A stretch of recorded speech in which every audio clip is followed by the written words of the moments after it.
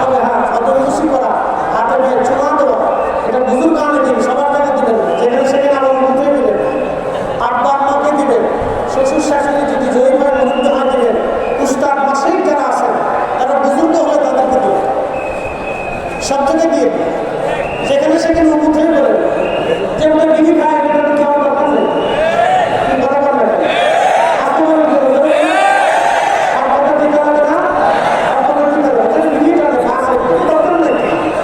তাহলে আপনি কি জন্য তার পায়ে সীমা দেবেন? তার পায়ে সীমা দেওয়ার সাথে একটা কাঠে সীমা দেবেন কেন?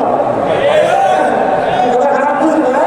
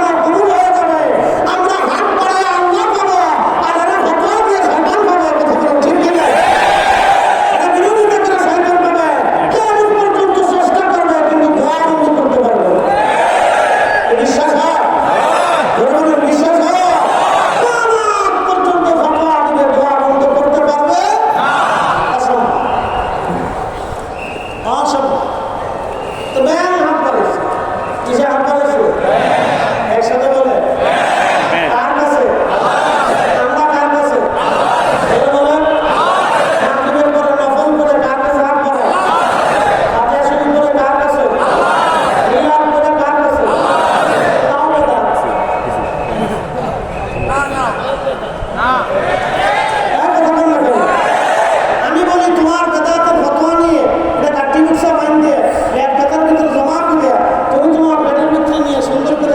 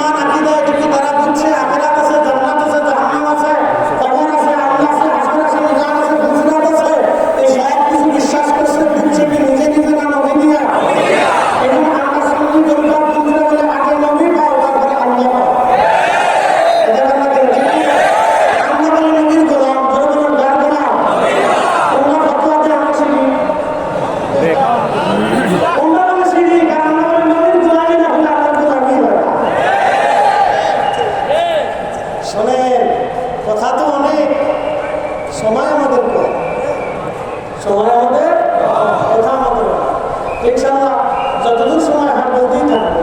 গোলাম একরাম সিরিয়ার মতো বসে আছে, তারা বলবে ইনশাআল্লাহ। আল্লাহ কবুল করুন, বলে না হাত বানাইছি কিসে? বলে বলেন কার কাছে? আমরা বানাবো কার কাছে? জোহরের পরে নফলের পরে আমরা কার কাছে হাত বানাই? আর দর্শনে বলি খাজা বাবা আপনি আমাদের দেন, খাজা বাবা আমাদের দেন, খাজা বাবা বলা দেন, খাজা মেয়ে দেন, খাজা বাবা কবুল করে, খাজা জাহান্নাম থেকে বাঁচান, এগুলি বলি না। আমরা কার কাছে চাই? বলবে না, এই বলবে না। আমরা কই দেখবা তো দাঁত কোনটা? আমরা তো দাঁতই না, তো তোমাদের তো দাঁত আছে, তো তোমার দাঁত নেই। শোনেন, খুব মনোযোগ দিয়ে শোনেন। ব্যাগ হাত বাড়াইয়া আল্লাহ রাসূল শরীরে হাত বাড়াইতেছে, ব্যাগে হাত বাড়াইয়া কাঁদতেছে, ইয়া রাব্বি মাখলুক তো বানাইছো কিন্তু পানি ছাড়া তো বাঁচি না। মারহাবা বল। দোয়ার ভিতর কি যুক্তি পেশ করতেছে ব্যাগে, দেখেন ব্যাগের উপরে বুঝ আছে, আমার কাছে নদী ভাগের সেই বুঝ কেমনি বুঝাবেন বলেন তো? ব্যাগে তো আল্লাহ মাখলুক যেহেতু বানিয়েছ, তো আমি তো পানি ছাড়া বাঁচতে পারি না, আল্লাহ বহুদিন পানি দেওয়া,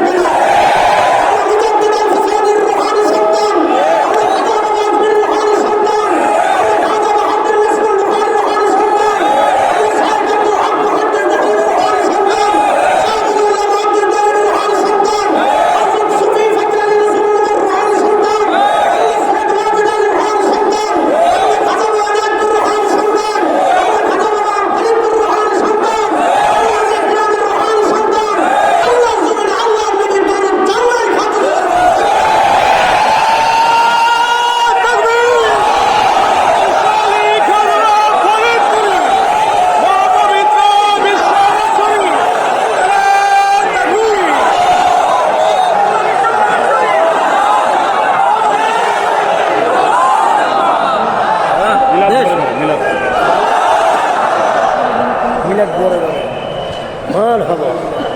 জোরে জোরে, চলবে চলবে। জোরে জোরে, সবাই থানবি সব কিছু ঘরে ঘরে পড়ে, দোকানে দোকানে পড়ে। এর দরকার নেই। আমরা করবো।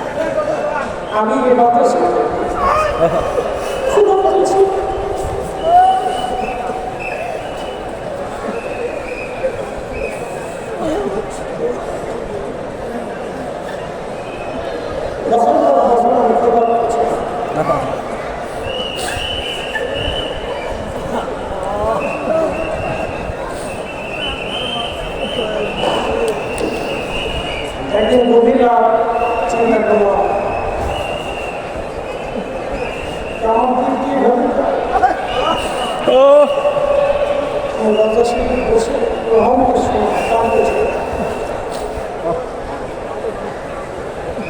হয়তো সেই দিনের কান্না আমার মধ্যে হয়েছে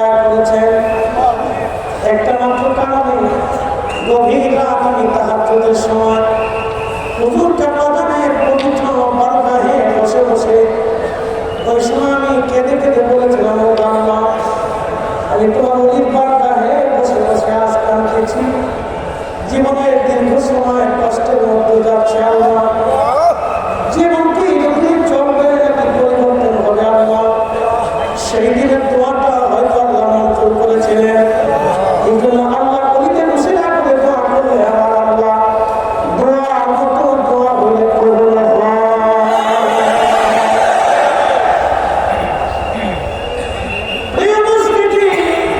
কথাগুলি শোনা যাবে না দীর্ঘ আপনাদেরকে শেষ হয়ে গেলাম যে মুর্শিদের সাথে সে পৃথিবীর কোন অলিদরকার থেকে কোন ব্যক্তিদের আল্লাহ শূন্য ফিরায় দেয় না কারণ আল্লাহ নিজে ওয়াদা করেছেন ইন্না রাহমাতুল্লাহি করিবুম মিনাল মুহসিনিন